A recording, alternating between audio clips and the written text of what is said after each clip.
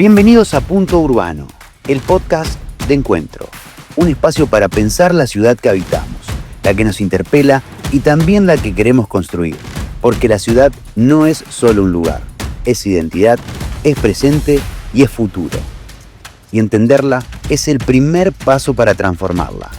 Esto es Punto Urbano. Bienvenidos a un nuevo Punto Urbano, el podcast de Encuentro. Hoy vamos a tocar un tema que realmente me encanta, que apasiona, que tenemos muchísimo por aprender. Y lo vamos a hacer con una especialista, amiga de la casa, con la psicóloga Laila Thomas. Es también licenciada en gerontología. Así que hoy vamos a hablar de un tema que está en boca de todos, pero que tiene varios tabú. Para poder seguir desarrollando esta serie de encuentros que venimos llevando adelante desde Punto Urbano con especialistas, con datos, para poder aportar a la construcción de una ciudad y de una ciudad con población que cada vez vamos a estar más envejecidos. La tenemos a Laila Thomas, así que un gusto poder tenerte hoy acá. Hola Lucas, ¿cómo andás? Bien, muy bien. Contame cómo es esto de que Argentina es uno de los países más envejecidos de América Latina. Así es, tenemos la suerte. Sí, ¿no? Sí, sin duda. Sí. Tenemos la suerte de ser uno de los países más envejecidos de América Latina. Como para nombrar algunos datos que son medios duros, pero que hacen al análisis, decimos que una sociedad es joven cuando el porcentaje de personas mayores de 60 es menor al 4%. Ajá, ¿y nosotros cómo estamos? Nosotros tenemos un 16%. Del 4 al 7 se considera una sociedad envejeciente. Ajá. Y del 4 al 11 se considera una sociedad envejeciente y del 11 en adelante se considera una sociedad envejecida. Nosotros tenemos un 16% de porcentaje de envejecimiento en la sociedad. Ajá. De personas mayores de 60, que se combina con algunas otras cuestiones, como por ejemplo que está bajando la natalidad. Entonces, somos una sociedad que está en vías de tener un gran porcentaje de mayores en su componente piramidal. La verdad que nosotros con Laila hemos compartido en muchos lugares charlas. Es apasionante y creo que es desafiante entender para los que no somos tan grandes, pero la edad es tan relativa, digo yo, que, bueno, vos lo decís con estas palabras que tal vez son casi textuales, desde que nacemos definitivamente estamos envejeciendo. Y hay edades y momentos para darnos cuenta de que tenemos que envejecer activamente. La cuestión es que no todos envejecemos de la misma manera. ¿De qué depende?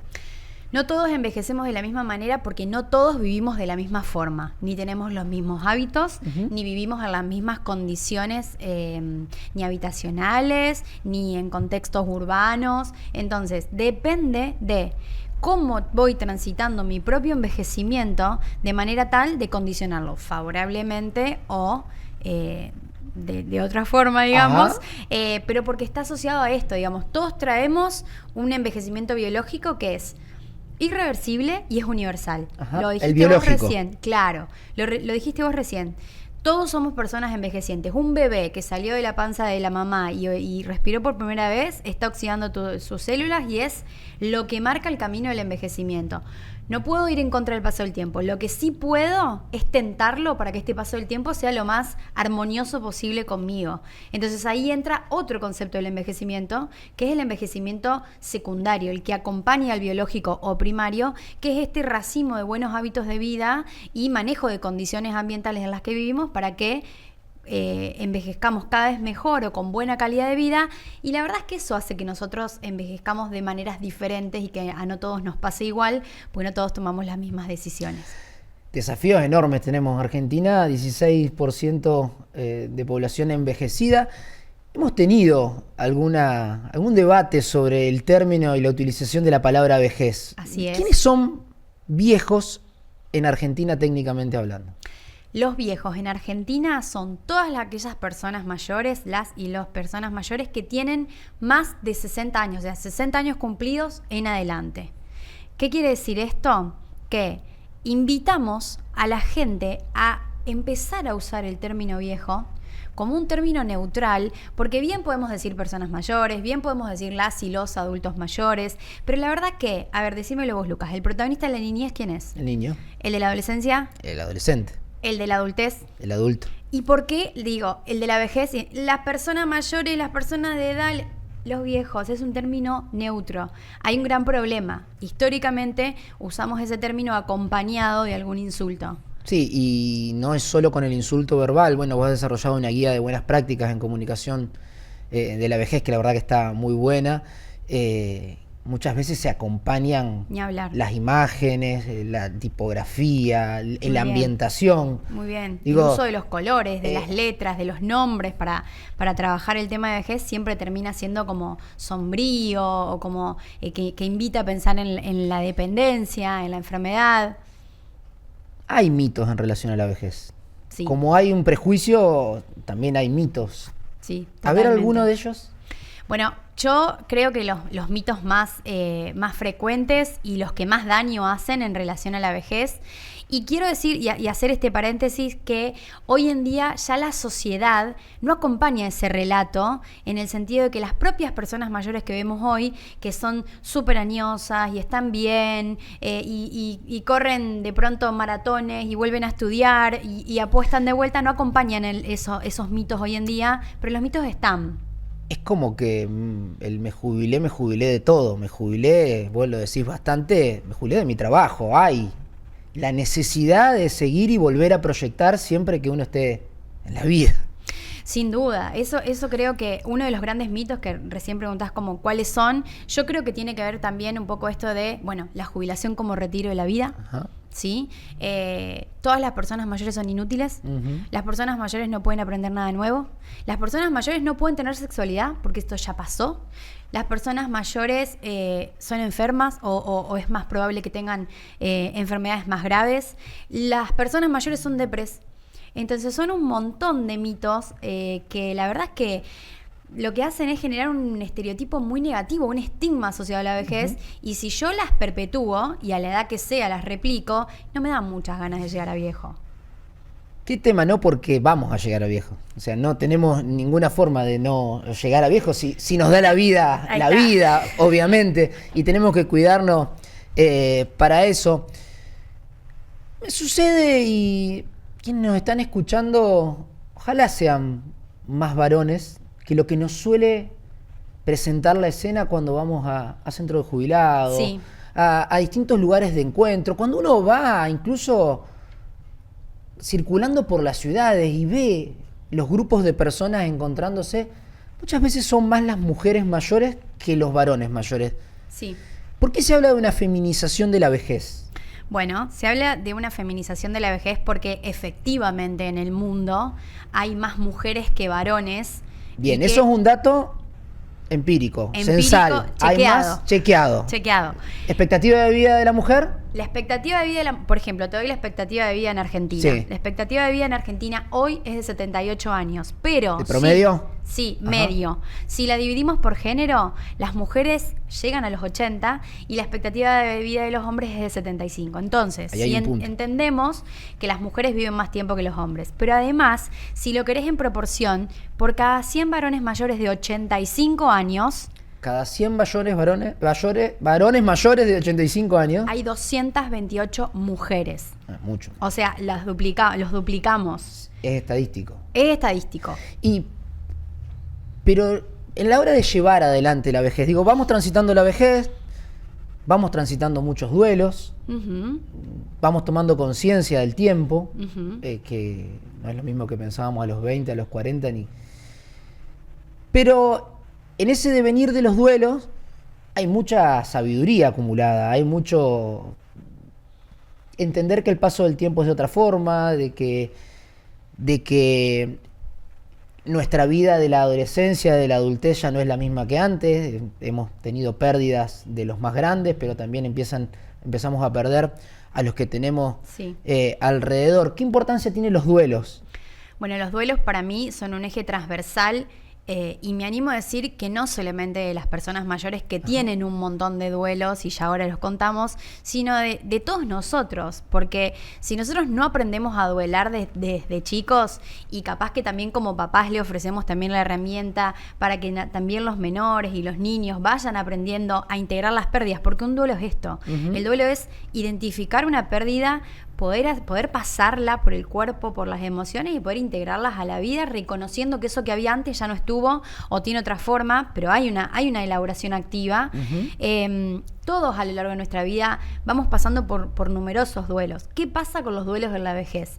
La persona, a medida que vos lo dijiste, va transitando la vida, va empezando a tener cada vez desafíos más diversos. De pronto, a los 60, ¿con qué inauguramos los 60 las mujeres y los 65 los hombres? ¿La jubilación? Con la jubilación. Es un duelo enorme porque es un duelo que atraviesa la identidad. De pronto, ya no soy empleado de tal lado. De pronto, ya no soy docente. A mí me pasa un montón que vienen los pacientes al consultorio, entonces le digo, ¿a qué te dedicas? Bueno, soy jubilada. Y no lo saben decir si era docente, soy docente. Hay como un término pasado en presente que no sé cómo integrarlo. Entonces, el primer duelo muchas veces que pasamos inaugurando un poco la etapa de la vejez es la jubilación. Está bueno prepararlo, vos lo hablas mucho de eso. Sí, lo prejubilatorio tiene un índole preventivo muy importante, que es decir, probablemente me sobre un montón de tiempo, probablemente tenga que renegociar con la identidad y con el quién soy y qué hago de mi vida ahora. Y también esto me conlleva a decir qué quiero hacer con mi vida, entendiéndolo que no es un retiro, sino que es una finalización de cierta etapa. Me gusta eso. Vos te escuché decir alguna vez, la vejez puede ser la etapa más larga de la vida. Así es. Digo, la niñez, la adolescencia, pensemos en la adultez joven, en la adultez, y la vejez desde los 60 años hasta los 90, 90 y pico, puede ser efectivamente la etapa más grande de la vida. Sí. ¿Qué rol cumplen las familias? Uy, las familias es como, viste que cuando nosotros íbamos a la escuela nos decían que la familia era la primer célula de la sociedad. Ajá. Pero en realidad también la familia es un organizador continuo y cotidiano de la vida nuestra. Y de pronto, pensalo en una persona que está transitando una vejez con mayor dependencia, con mayor vulnerabilidad, una vejez quizás atravesada por alguna enfermedad crónica, que lo lleva a estar más aislado, que lo lleva a tener mayores controles. La familia está directamente implicada con el cuidado también de esa persona. Entonces la familia, dividiendo un poco la persona como autónoma y autoválida y como más dependiente, va a tener dos roles totalmente diferentes en el acompañamiento. Pero digo como para repasarlo, la vejez no es una asociación directa a muchas de las cuestiones peyorativas, ni a la enfermedad, no, para ni a nada. la no valía. Digo, eso se está trabajando mucho. Creo que quedan desafíos enormes desde el punto de vista de cómo pensamos. En Punto Urbano hablamos mucho de temas de ciudades, cómo se piensan y se desarrollan las ciudades, cómo pensamos que esta población que tiende a ser cada vez más envejecida y con menos natalidad, vamos a vivir en la ciudad, los espacios no solo de descanso, sino la accesibilidad universal, el tipo de oferta que tenemos que tener para crear comunidad, para crear esos lazos sociales, que vuelvo a lo mismo, están muchas veces mucho más naturalizados en la mujer y bastante más reacios, tal vez a tabúes, a prejuicios, de encontrarme o de sentirme lo suficientemente vulnerable y libre a la vez de poder pertenecer y de poder participar. Hay grupos muy lindos en Santa Fe y la verdad que aprovecho a resaltar lo que venimos trabajando con Vida Activa, con centros de jubilados como Proyecto 3, como lo que tiene que ver con el Sufriti, con distintas charlas que se vienen llevando adelante, el grupo Fénix. Hay un montón de personas mayores, pero tenemos a la vez un montón de desafíos para seguir construyendo mejores vejeces.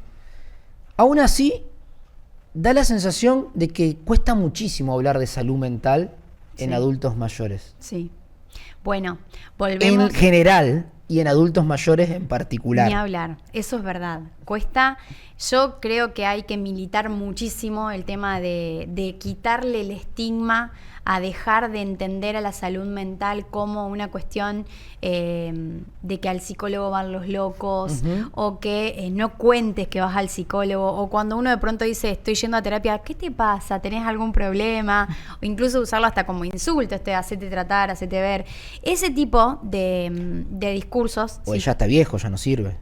Digo, pasándolo a la vejez. Eso, ese tipo de discursos se trasladan directamente a la vejez y se entiende muchas veces a la salud mental como entrelazada con la vejez en esto de, bueno, pero todas las personas mayores se aíslan un poco, o todas las personas mayores se deprimen fácilmente, o todas las personas mayores llega un momento determinado de su vida que están más tristones, o los viejos tienen mal carácter. Entonces, hay un montón de depresiones y de trastornos anímicos, trastornos ansiosos, que se solapan y no se terminan estudiando porque los asocian a este estado emocional a un tipo de carácter cuando en realidad no debería ser así. Ajá, mucho perjuicio entonces.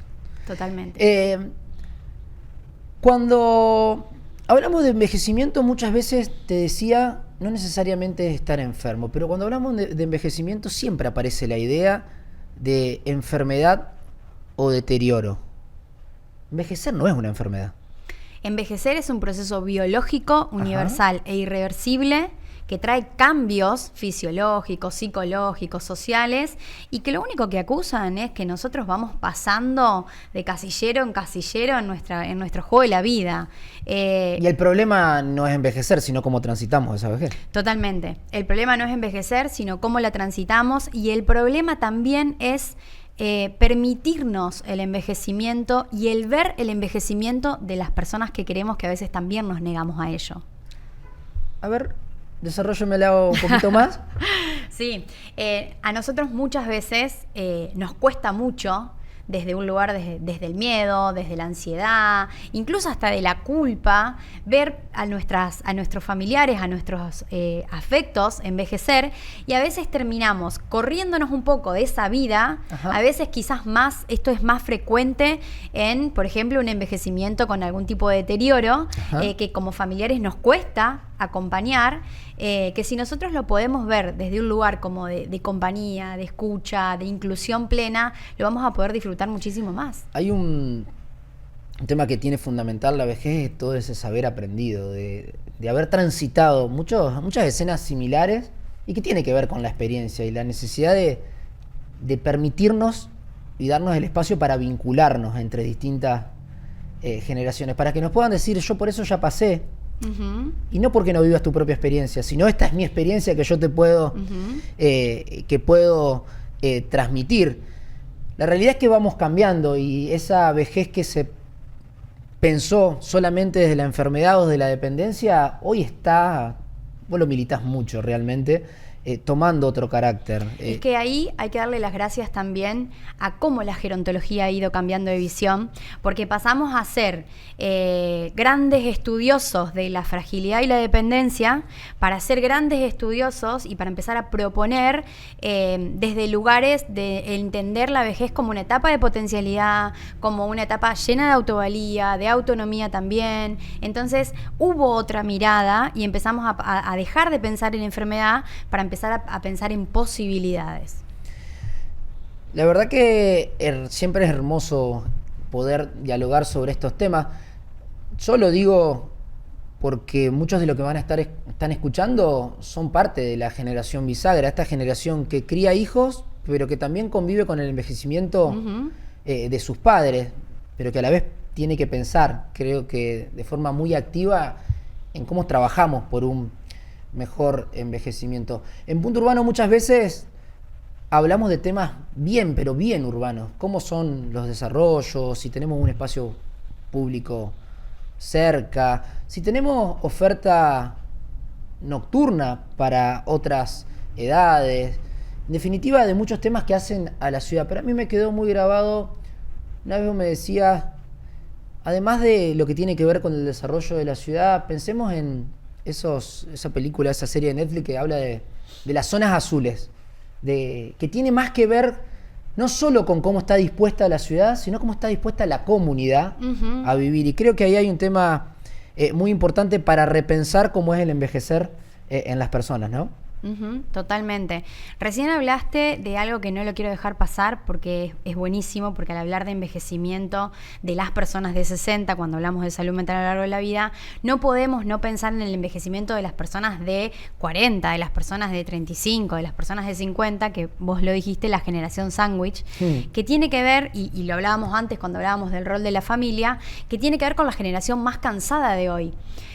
porque cuidamos para abajo y en caso que haya necesidad, cuidamos para arriba, todo al mismo momento. Entonces, ¿quién cuida de nosotros? Y ahí me parece que está bueno poder pensar que quizás nosotros también estamos influyendo directamente sobre nuestro propio envejecimiento al tener que mirar hoy qué decisiones, qué modos de vida estamos haciendo a nuestros 40 cuando tenemos tantos desafíos también, sobre todo desde el autocuidado también, ¿no? Muy claro, Laila. Te hago algunos así concretos. Uh-huh. A ver. Los cuadros más frecuentes en la vejez. Uh-huh. ¿Cuáles podrían ser?